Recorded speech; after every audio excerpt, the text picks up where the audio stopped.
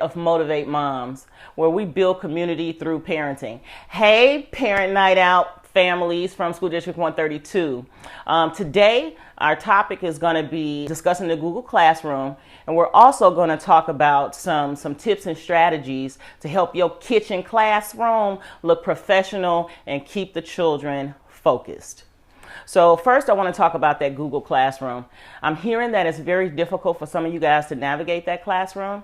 And so in the link, in the description below, there's going to be a link. It's like a 5-minute tutorial, and it kind of tells you what all the buttons and notches and all the things are in that Google Classroom. So if the letters are too small, you can click on settings and make them a little bigger. If you want to know where the assignments are, how to actually click into the classroom, and some of the things that you haven't had real hands-on experience with if you missed it last year, because we started e-learning last year. Or if you just kind of got rusty, or you need to just see the tutorial again with your child so that you guys can eliminate the issue of not knowing how to actually get into the classroom, and participate. So look in the description below. There's a link for the Google Classroom. Just click it, and it's like, again, a 5-minute tutorial for you guys to watch and see a really easy way to learn how to navigate that classroom on your iPads, on your different devices that you may have. The second thing I want to talk about is communication. So I think that we have to be reasonable about our expectations about communication, right? So a lot of you are familiar with the Guardian Summary. That Guardian Summary, you can choose to get information from your teacher about your child's progress weekly, or you can get it daily. Me, of course, I'm going to take it daily because I need to know exactly what's up all the time. That's how you stay abreast of problems before they become too big to navigate. So if you're communicating with your teacher's sending you their summary every day about how your child's performance was, what needs to be done, what hasn't been done, and what's been done well, then you're on top of what's happening in the classroom.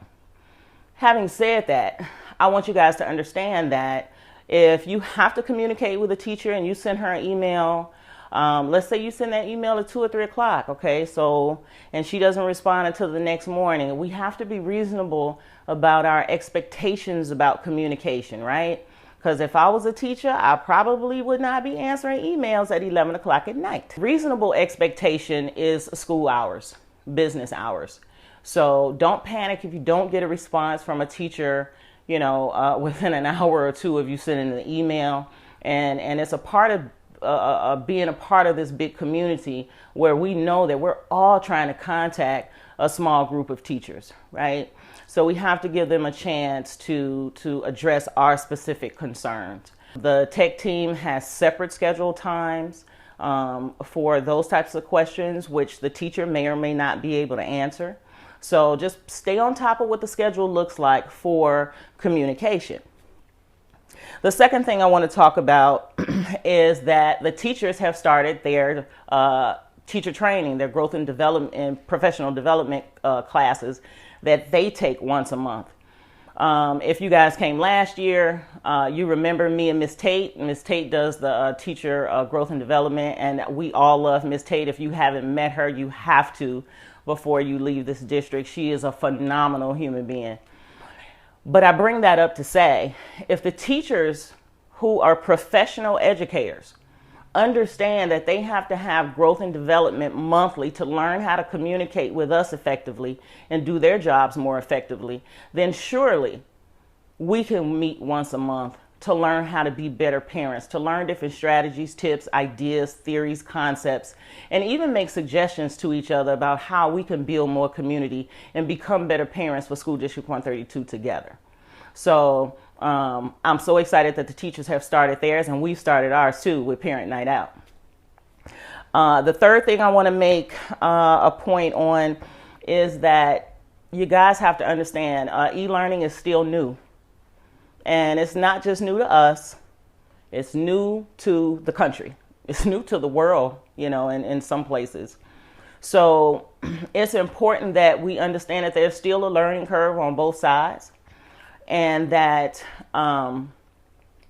and that we have to kind of allow each other a little room to progress throughout this.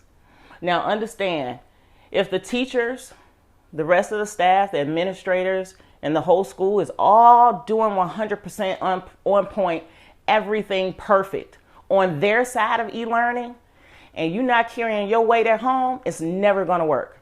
It's never going to work. So we have to all work with each other to make this successful until we can all see each other again, which hopefully will be next semester, but we're unsure about that. So having said all that, I want to get to the 5 tips that will help you smoothly run your kitchen classroom. The first tip I want to give you guys is concerning the background. So a great idea for making sure that your background is great for the kids, where grandpa ain't walking past in the background and the dog ain't jumping up on the chair and things that happen in real life every day in your home, is to take the desk or the table or whatever piece of furniture your kid has that tablet set up on and turn it toward the wall. If you turn it toward the wall, then nobody's going to walk past. Nobody's going to interfere in that background, which distracts other students and takes the focus off your own kid. So turn everything toward the wall, and then everybody can live life in front of the student, but it's not disruptive to the classroom or to your student. Another great idea is, if you can't turn to the wall, is to take a snack table and grab an old social studies fair board or a science fair board and sit that board, open it up and sit it up on the table and sit it behind your student. That way your student has an academic looking background. Even if there's nothing on the board, you can turn the board over to the blank side. And now this is your student's background that won't be distracting to other students or to them. So keep the background simple, plain, and you can do this so easily by just maneuvering the seat or using an old science fair board in the background, sit it up on a chair or again a snack table. The third thing is the background noise. So often we can't avoid who's in our homes when our kids are doing e-learning. Mom and dad might be there, brothers and sisters are there, grandparents may be there, and unfortunately they don't get the exclusivity of having the privacy of having their own room to themselves for e-learning. If that's the case, that's great. But if it's not, set up a space in a room. Maybe let your kid have the empty wall in your bedroom while e-learning is going on, or in their own bedroom, in a dining room space or whatever, where the noise is limited. Sound is very, very crisp in these Zoom conferences and in the online environment as a whole. So every little thing can be heard. And so if y'all don't want people up in your business, minimize as much sound in the background as you possibly can so your kids can focus for themselves and they're not distracting the other children in the classroom, because everybody in the room hears what's going on in your house. The fourth thing is putting on some clothes. Put on some clothes, children. Parents, make your kids get up and get dressed. It is as simple as this. Keep that routine going. When school starts back, you want them to easily assimilate into the everyday setting that they were always in, which is breakfast, get dressed. So this is part of making them feel like they're still connected outside of the home. So make them get up. If you got uniforms, make them put on their uniform. If they're wearing street clothes, that's fine too. But pajamas is definitely a no-no. And make sure that they have on a bottom, because children are not quite as adept at response as we are. So my telephone may ring right now. I'm not going to jump up, even though I have on bottoms. But I'm not going to jump up, whereas a kid may jump up. And if he doesn't have on a bottom, then he'll be embarrassed for the whole rest of the school year. So let's make sure that they have on clothes, preferably their uniform, and that they're dressed and academically professional and ready to go to school. This is a life lesson they'll take with them forever, because Zoom and conference calling and the online environment is here to stay. The fifth and the last tip I have for you guys is to stick to the schedule. The schedule is laid out. I saw a sample schedule up on SD132.org on the website.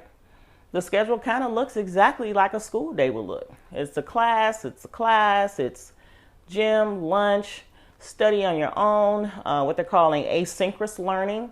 And then there's another class, but they go pretty much from 8 to 2:30.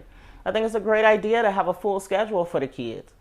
And so it's important that you try and stick with that schedule as much as possible so that, again, the kids can feel like they're in regular school. Of course, with your work schedule, sometimes this is not possible. Some kids are with grandparents and, everybody has a different story. Everybody has a different dynamic. But what we all need to be trying to do as a community is keep these children as much engaged with each other and with that staff as we possibly can. And so communicate and keep that schedule going so that your at-home classroom can be as effective as the classroom inside of School District 132. Thank you guys so much for listening. I look forward to talking with you guys next month. And I look even more forward to seeing you guys again. So rewatch this if you need to see those tips again. Don't forget to click the link below in the description so that you can see the Google Classroom tutorial if you're unfamiliar. If you got that already, boom, good for you. But those who don't, click the link below. Drop some comments, drop some ideas of some things that you want to talk about, maybe some challenges and successes that you guys are having with e-learning, and I'll talk to you guys soon.